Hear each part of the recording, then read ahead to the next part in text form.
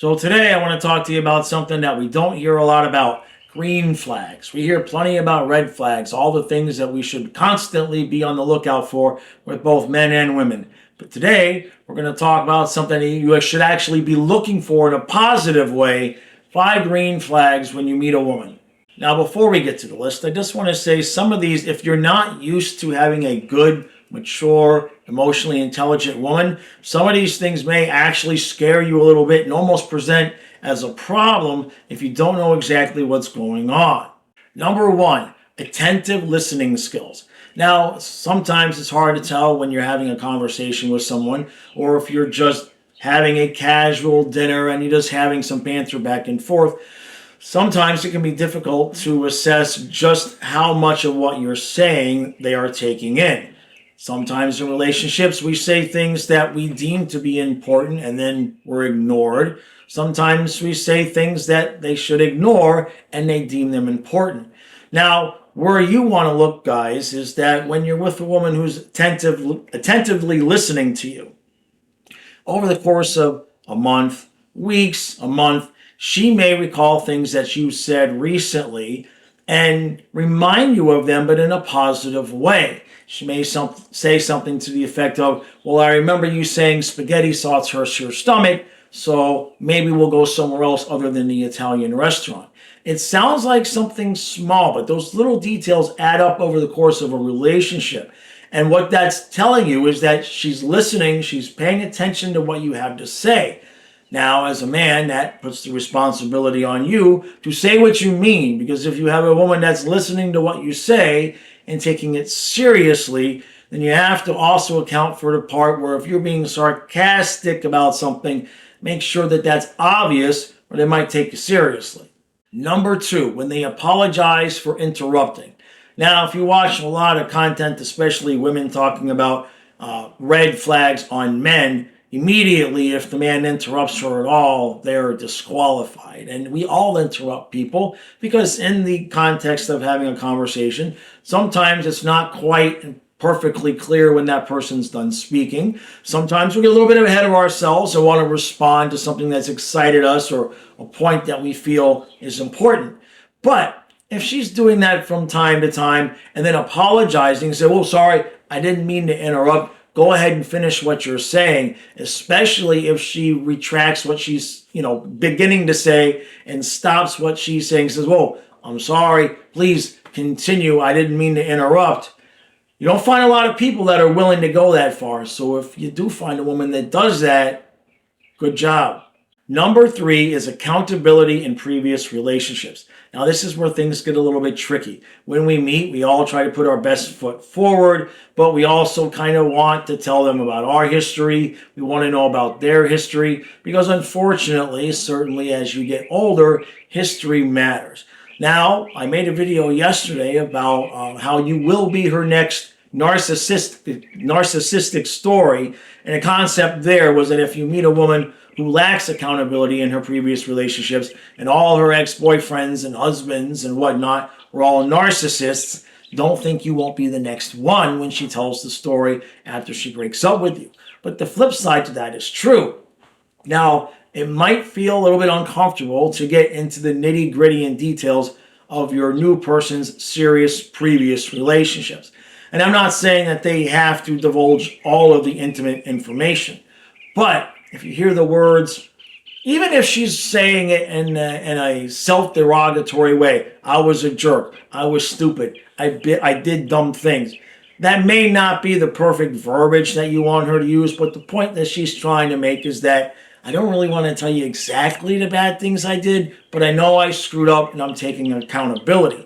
Now, I know some of you guys out there are looking at me like, "There's a woman available that has accountability? Where did you find her?" They exist. I know for some of you guys it's going to be difficult to imagine. I'm 53, and it took me a while to meet one that actually understands and accepts the things that they did in a previous relationship that might have led to the end of that relationship and have accountability. So they do exist, but might take you a little bit of time. But if you found a woman that marks all 3 of these, or even 2 of these 3 things, keep moving forward. Number 4 is probably one of the biggest ones you're going to run in today, and that is the social media friends, following, etc. How many friends does she have? How many followers does she have? And what are the reasons that they're following her? If it's a situation where they're like a content creator or their job is on the internet or something like that, obviously I'm not talking about OF, but you get the point. There's some play there. But if their feed is filled with, he's just a friend, he's just an old friend, we dated in college, we dated in high school, she doesn't see anything wrong with that. Likely, she doesn't see anything wrong with that because it's likely you don't have the same type of following. And that's where things get a little bit tricky because you don't want to immediately say, well, would you be okay if I had that, if I had that girl, if I had this many women following me? She's going to say yes because the likelihood is you don't. And if you already don't, you won't. So it's safe for her to say if she wouldn't, she would be okay with it because she's never going to be faced with that reality. These days, that's one of the biggest problems that you're going to run into. Now, you're going to be called all sorts of names if you want her to cut down on the friends, and that's a whole nother subject of a whole nother video. But the point for this is that if you find a woman who basically just has some family and a few friends and some casual acquaintances and is really not much of an online personality at all, if you manage to find one of those, run forward, not away. And number 5 is one of the ones that I talked about in the beginning that might present as a little bit of a problem if you're not used to it, and that is uncomfortable honesty. Now, as an example, uncomfortable honesty might mean you're sitting there at 10 o'clock at night on date night and her phone rings, or her phone, she gets a notification. She looks at it and, it's some guy that she dated like 4 years ago, or it's the ex-high school sweetheart or something like that. Now, in those moments, she's got one of two choices. She can be like, it's just my mom, right? Or she can't uncomfortably be honest and be like, so here it is. This is the person. This is what they're saying, and ask if you're okay with it. If she's willing to do that, you're good as gold. So what are you going to do in that case if you're a man? It's uncomfortable, right? Maybe you don't want to know that there's some guy she dated 5 years ago that still has her number in his phone. It's tricky because when you just meet somebody, they were single before you met, right? So nothing that they were doing before you met, they weren't doing anything wrong. And there's always that fine line between, well, when should she eliminate all of those numbers? Or, are you doing the same thing in your phone? But the point is if you find a woman who is willing to be uncomfortably honest and just be like, he texted me, here's what he said, you're good to go. All right? It's not a perfect scenario because as men, we're not going to have great feelings about that. Don't pop off at the handle. Certainly don't tell her, I don't need to know that. Don't say that because you'll never hear that honesty again if you do. Now, out of those 5, if you find a woman that has 2 or even 3 of those qualities, do yourself a favor and move forward.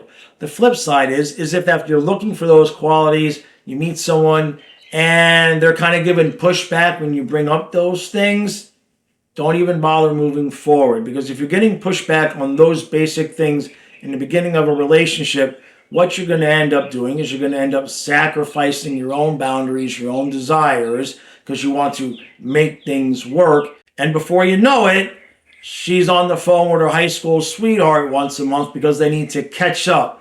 Don't pretend that makes you comfortable.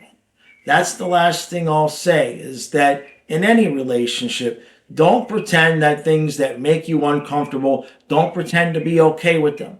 You won't be able to fake it for very long. And if you don't set the boundaries and rules in the beginning with what's okay and what's not, then you're going to be stuck. Because when you eventually make a fuss and say something, well, this wasn't a problem last month, it wasn't a problem the first 6 months of the relationship, now all of a sudden you have a problem with me talking to my high school sweetheart. Set the rules in the beginning. If her rules don't match yours and it's not a match, that's when you need to know. Don't hold out hope that she's going to come around and change her mind.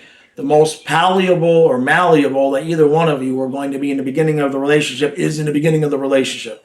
As it moves forward, you're both going to kind of get comfortable. And this is what I can do. This is what I can't do. This is what I can say. This is what I can't say. So if you don't set those boundaries in the beginning, you're going to end up shoveling snow off the roof at some point.